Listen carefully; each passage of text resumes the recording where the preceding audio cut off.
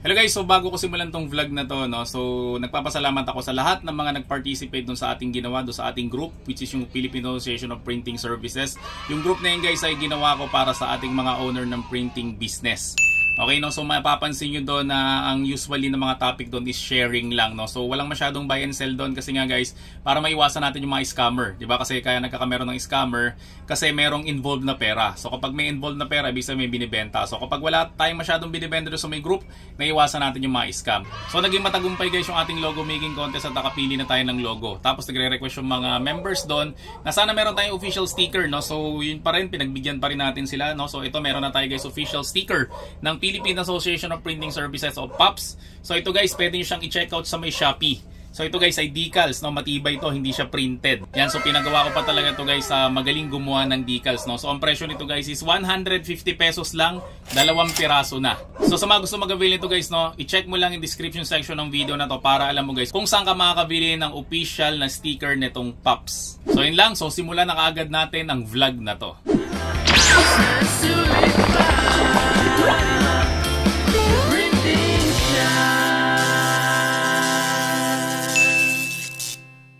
Hello guys, so kumusta kayong lahat? So malapit na yung birthday ng aking mga pamangkin. Mga pamangkin guys, no, kasi kambal sila. So ngayon guys, gagawa ako ng Sintra board balloon. So dahil nga guys, malapit na ang birthday ng aking mga pamangkin na kambal. So gagawa ako guys ng Sintra board balloons na number 7, no, kasi 7 years old na sila, no. So mga kailangan natin ay ito. So kailangan natin guys ng 4 na Sintra board kasi malaking Sintra board balloon yung gagawin natin, hindi lang siya size ng A4. At syempre kailangan natin itong glue.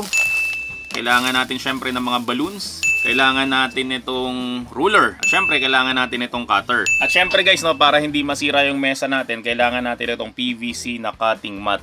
So ang pinakauna natin gagawin, syempre, pag didikit-dikitin natin itong mga Sintra board na A4 size, no. So ang gagawin natin, ganito siya. So para mapagdikit-dikit natin siya, syempre, kailangan natin itong 3 frog na oily glue. So guys, ingat lang sa paggamit nito, no, kasi mabilis lang talaga itong dumikit. So ilagay lang natin siya na ganyan, tapos saka natin siya dikitan. Tapos, ito yun guys, dikit rin natin itong nasa taas banda. So hanapin nyo lang guys yung medyo pantay na cut kasi yung mga Sintra board talaga minsan talaga hindi pantay-pantay yung cut niyan. Tapos syempre guys, no, idikit rin natin dito at lastly dito rin. Yan, so medyo ipitin nyo lang siya hanggang sa dumikit na siya ng tuluyan. So guys, ito mga hiwa na to, no, wag nyo siya masyadong pansinin kasi guys mamaya hindi na yan mahalata.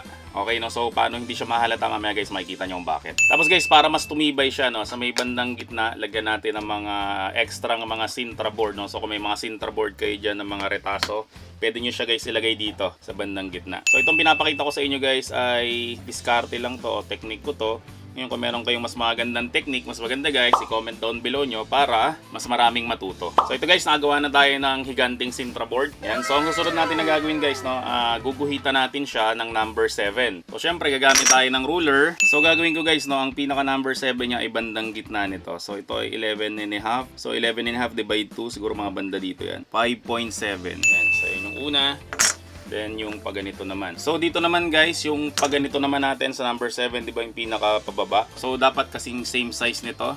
So gagawin natin dito guys is 5.7 rin. Yan, so dito siya banda. Yan, so ito na guys yung ating nagawa na number 7. So ito, tapos napunta dito. So ang next natin na gagawin guys, no, syempre gagamit na tayo nitong PVC na cutting mat. At syempre gagamit tayo ng ating cutter. So ikakat na natin siya guys sa hulma ng number 7.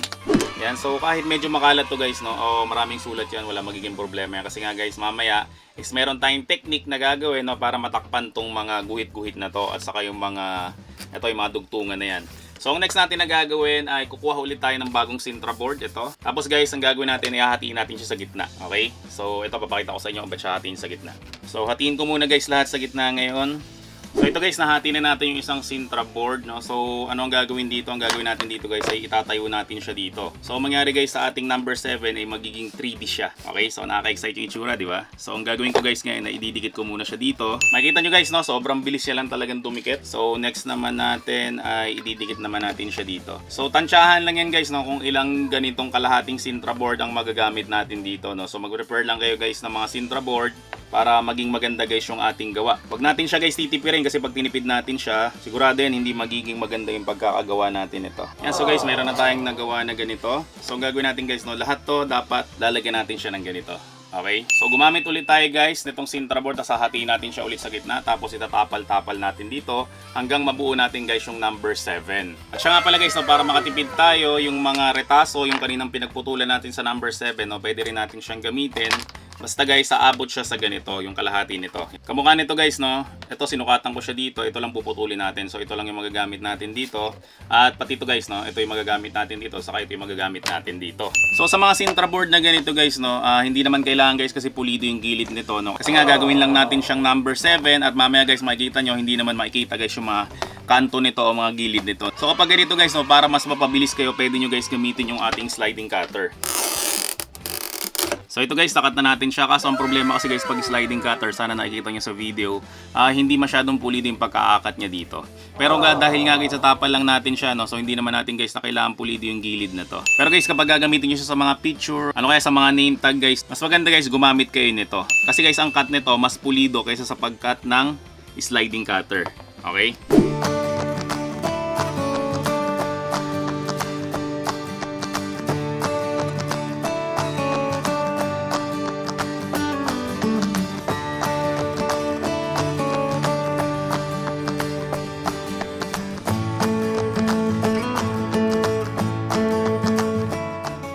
So guys, yung kinat natin na yun is number 7, no? So wala naman siyang bilog.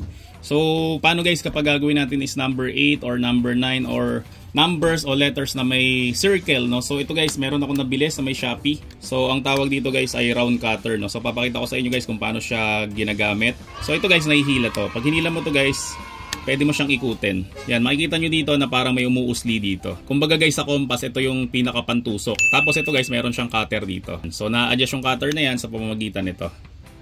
Yan, ito naman guys, na-adjust rin to kung gaano kalaking circle ang gusto nyo. Ito, mas malaking circle. Ito, mas maliit na circle. Yan, so doon lang tayo guys sa maliit na circle. So kapag kontento na tayo dyan, subukan natin guys gumawa ng circle gamit itong Sintra board na to. So ang gagawin natin guys, no, syempre ilalagay natin siyang ganyan. Siipitin mo lang siya, tapos iikutin mo lang to. So makikita nyo guys na nakagawa tayo ng circle. Yan. So guys, di kami nagbebenta nito, no? So sa mga gusto mag-avail nito, maglalagay ako ng link sa may description section ng video na to para alam nyo guys, no, kung saan ba nakakabili nito. At make sure lang guys na yung link na yon ang i-click nyo, no, para siguradong ito guys yung mabibili nyo na item. So ito guys, natapos ko na number 7 na Sintra board. So ang total na nagamit ko sa kanya na Sintra board ay 7 rin, no? So coincident na 7 siya kasi number 7. So ito siya guys, yung itsura niya. Yan, tama ba? 7 or pag ganito. Yan. So ito guys yung number 7 natin. So wag ka muna guys magki-click out, no, kasi hindi pa tayo tapos, may gagawin pa tayo dito para mas maging maganda yung itsura nito. So kung ano pa gagawin natin dito guys, no, itutuloy natin to pagkatapos ng maiksing commercial na to. Shhh.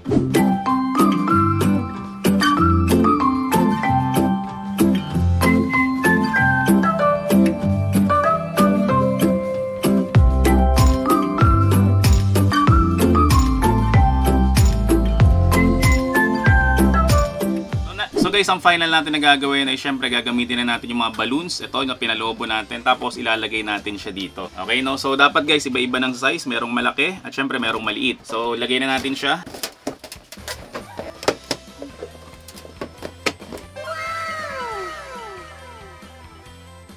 Okay, so tapos na tayo. Ipapakita ko na sa inyo guys yung ating finished product. Ito siya guys. Ayan guys, diba? Sobrang ganda, sobrang tindi at sobrang bongga. So guys, ang makikinabang dito guys ay yung mas magagaling mag-ayos ng ganito, no? Kasi ako, hindi talaga ako masyadong magaling mag-ayos eh, no? Pero pwede na, diba? You know, number 7. Ayos ba? Tapos guys, itong mga gilid na to, no? Pwede nyo itong pakulayan ng Crayola para medyo may effect pa siya ng konti. So ito guys, ay isa sa mga gifts sa pamangkin ko. Siguradong matutuwa sila dito, no? Kasi kambal sila. So guys, ang puhunan natin dito, no? So 7 Sintra board, so times 20 pesos, so 140 pesos. Tapos sabihin na natin guys yung mga balloons na nagamit dito ng mga 180 pesos lahat-lahat na to. Okay, no? So pwede mo siya guys ibenta ng up to 400 pesos. Yan. So pag nakabenta ka ng ganito guys, to kumita ka kaagad ng 220 pesos. Happy birthday to you. Happy birthday to you. Happy birthday. Tears of joy yan, tears of joy. So again guys, no, lahat ng furniture ko na printer, cutter, machine, at mga printing supplies, lahat yan guys is available sa amin. So hanapin mo lang kami guys sa FB, The Printing Shock, at sabihin mo lang guys na galing ka dito sa may channel ko para bigyan ka ng discount. So guys, kung nagustuhan mo naman ng video na to, no, huwag mo naman kakalimutan mag-subscribe sa may channel ko. Syempre, i-like mo na rin ang video na to at i-turn on mo na rin yung notification bell para lagi kang updated pag may mga video kung kamukha nito na mapapakinabangan mo sa printing business mo. At guys, sa dami ng subscriber ko, hindi ko na alam guys kung sino ba ang sasagutin ko sa mga nagtatanong sa comment section. So guys, kung gusto mong masagot ang iyong mga tanong, no, inaanyayahan kita na mag-join dito sa may channel ko. So lahat ng video ko guys, no, may nakalagay dyan sa may ilalim na join button. At kapag kinlik mo yan guys, no, magbabayad ka lang ng 25 pesos at magkakameron ka ng badge. So ang mas ipapriority ko na lang guys sasagutin is yung merong mga badge. Kasi guys, kayo yung mga nag-join bilang supportan nyo na rin dito sa may channel ko. At saka pala guys, no, top 1 na tayo sa may pinakamaraming subscribers sa may YouTube sa buong Pilipinas pagdating sa may printing topic. So kung may mga products ka o services na gusto mong i-feature dito sa may vlog ko, email mo lang kami theprintingshock@gmail.com. So maraming salamat ulit sa inyong lahat. See you on my next video at bye-bye! The Printing Shock, ayos na sulit pa. The Printing Shock, ayos na sulit pa. The Printing Shock.